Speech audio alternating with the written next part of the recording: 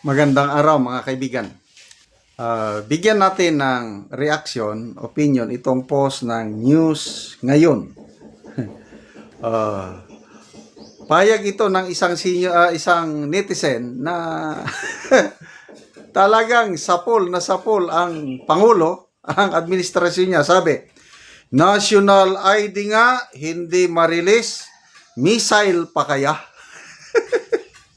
Patama. Ang sabi nito si Patama. I don't know sino si Patama.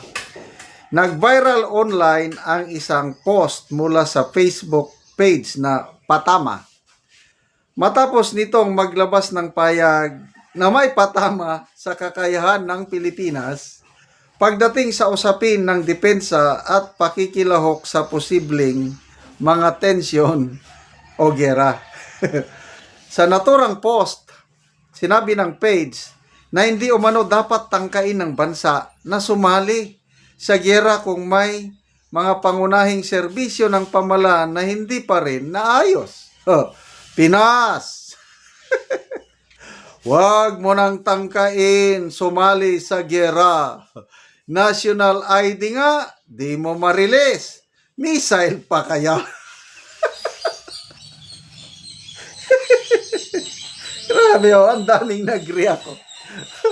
Ang daming reaksyon.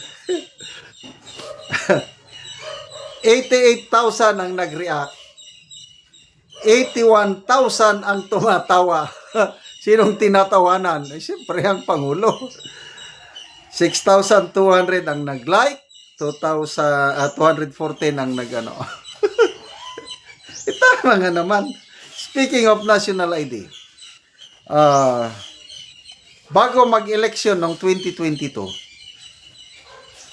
panahon pa ni Pangulong Duterte, nag-apply kaming mag-asawa ng national ID para may magamit kami kasi kailangan yan kung kahit saan magpunta, di ba? So, after 2 or 3 years sa akin, dumating. Nasaan na ba yung national ID ko? Ang kawawa ang misis ko. Hanggang ngayon, wala. That was 2022. So, magpa 5 years na nga. Ang daming nagre-reklamo na hindi pa nare-release ang national ID. Tapos, sasabihin ng Pangulo, if China invades Taiwan, we have no other recourse but to get involved in the war. Anong pakialam mo sa giyera ng China at Taiwan? Ano yan internal problem ng China. Kasi mulat sa poll, ang Taiwan, probinsya yan ng China. Kanila talaga yan. Teritoryo nila. Kung pilit nilang ibalik, bakit ka makikipaggera? Kaya nga, marami tayong EDCA sites dito sa Pilipinas nang dahil dyan. Kaya pumayag ang Marcos Jr. administration tanggapin yung US Typhoon missile system. Nandito ngayon, nandyan ngayon sa Northern Luzon, more or less. Estimate lang ito, hindi natin alam yung exact location. Kaya lang, ang Northern Luzon, malapit na ang Taiwan, malapit ang China. So, yun, nakatutok. Sinong may control sa mga missile na yun? Hindi tayo. US. Tayo lang ang host. Kaya pag nagkaputukan na, example, yung nangyari ng giyera ng Iran versus US-Israel, mangyari rin sa itong China, Taiwan, US. Nako, sinong masusunog? Tayo. Kagaya nangyari sa Middle East. Yung mga Middle East countries na merong US bases, pinapaulanan ng missile ng Iran, mabuti doon dahil mayayaman yung mga bansang iyon, mayroon silang air defense. Nakakaya nilang saluin yung mga missile. Tayo, anong pansalo natin sa ipapaulan ng China o Russia sa atin dito? Kasi nagreklamo ang Russia, nagreklamo ang China, bakit pumayag ang Pangulong Marcos Jr. na ilagay sa Pilipinas ang Typhoon missiles ng US. Sabi ng China, those who play with fire will be burned with fire. Huwag kayong magsisi. Oh, kung may makikipaggera ka. Pag nagkaroon ng digmaan sa Taiwan, ang dami na nga problema natin. Hindi nga matapos-tapos ang communist insurgency war natin dito. Tapos mag-ambisyon pa kayo, giyera with China. Ano ba yan? O, basa tayo sa mga comments.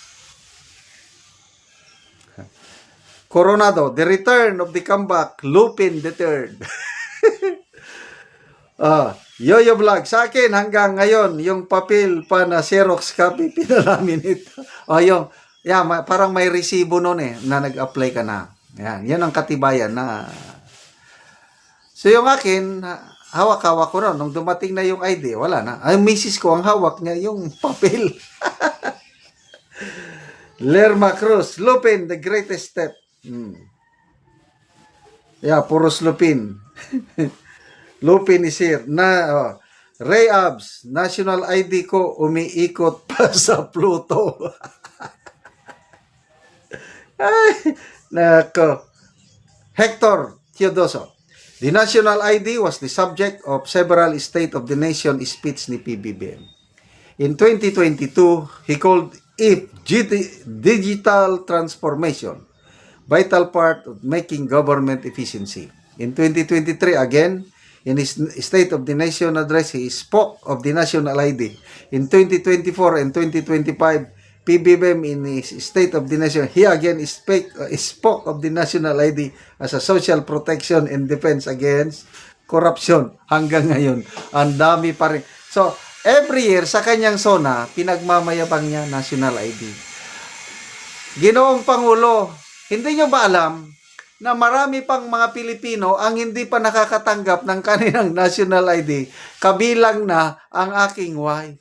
Please naman, kabilang na si Patama. Kaya ngayon, nagbabiral ang kanyang post. Huwag na kayong makipaggera, Mr. President.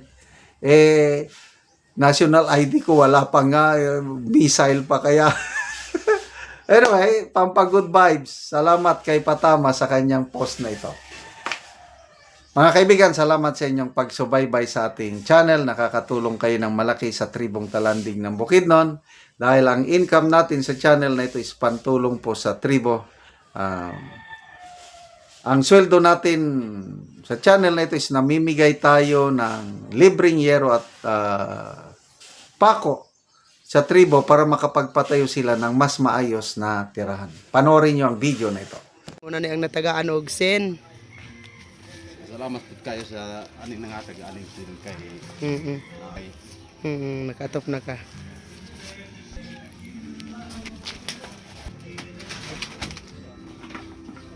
Ug karon mo na ni ang itsura sa atop sa balay sa natagaan na Mogero. So dako na gid kayo og mga buslot.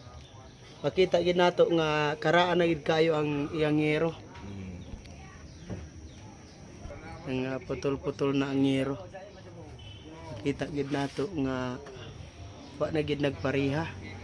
So mo na ni ang ilang pagpuyo sa ilang kahimtang sa ilang abuhan ng gani, ilang kusina. Muna ni ang ilang kahimtang, ilang tuluganan. O karon Col, pila na ni ang imong atop ka tuig ay ani nang itsura buslot na gid kaayo. mga napulo na ni katuig. Napulo na katuig. So nga naman Col, sa kadugayon na napulo na katuig ang imong balay nga buslot na gid kaayo, ang atop wala gid ka nakapuli og atop. Tungod sa karisod man gud kay nakoy kwarta nga makita. Igara po nako i-prinsa mo mga konsumo, mga kalimito namo sa balay mo ra gyud. Di na ko pagauto pagka di na maganin mo man akong balay. So naa ka estudyante Col, wala? Naa. Pila ka buok imong estudyante? Duha na college ang isa. High school. College ug high school. So kuan dito ra gid makuan ang imong kwarta pod sa ila. So unsa imong trabaho Col? Farmer raman. Mag-uuma lang gyapon. So igo ra gyapon ang imong income. Igo ra gyapon. Mm. Masige na ako sa tabangan ko sa sin Oo. Salamat. kayo. Oo, salamat kayo ko. Tungod sa kadugayon na natabangan gid ko. Sige, sige. Pangandayo ra gyud ako akong gibangandoy. Mm. Matabangan ra gyud ko aron mamanagyan ni akong malay mat. Mm.